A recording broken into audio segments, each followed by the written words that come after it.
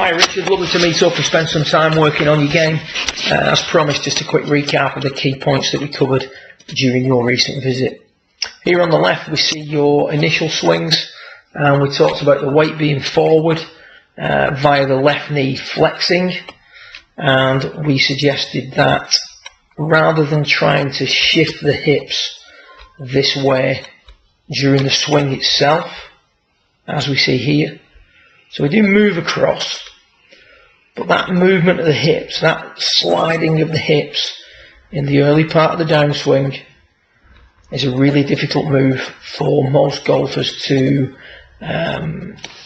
carry out, especially with the longer clubs, where it's needed more because of where we're hitting the golf ball in relation to the arc of the swing. So we've identified that whilst we do have some hip slide, it could be more, needs to be more, and that would help from the top of the backswing control how quickly the butt of the club gets pulled out.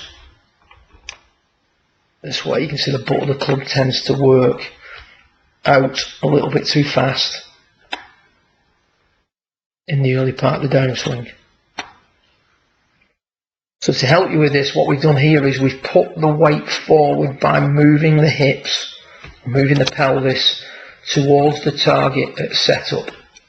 And that means that that hip slide that we're looking for as we change direction is already in there. So we can start to create more of a hip slide, or we can start to become familiar with having more hip slide without actually having to create it.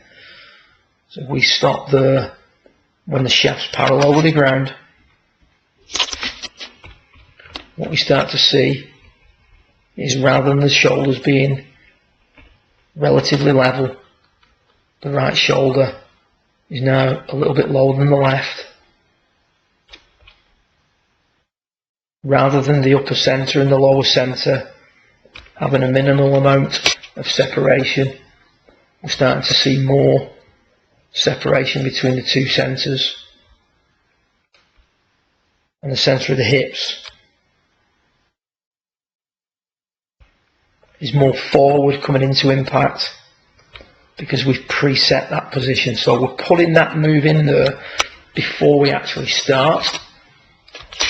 And you can see with the change of direction, the club doesn't get pulled out as fast in the early part of the swing.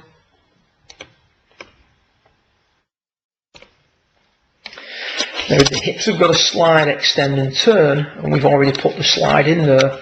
What we can do now is start to focus a little bit more on the amount at which the hips turn, or the rate at which the hips turn. So whenever we turn excessively,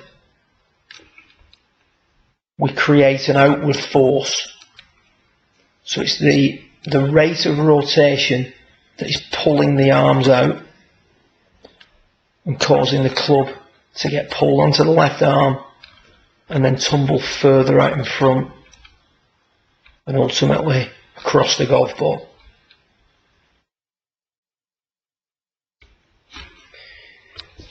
In this footage, we push the hips forward at setup, and we're trying to reduce the rate at which we unwind through the golf ball. So all we're focusing on here is turning through it less. It's a feel, it's just an appreciation of what that turning action produces. And you can see that as you turn through it less, the shaft starts to shallow more, never gets pulled onto the left arm, and lines up with the hands beautifully at delivery.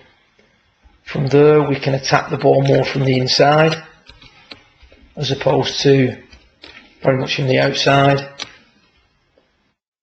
Rather than swinging across, we can continue to hit out for longer, as can be seen by the height the shaft starts to disappear behind the body.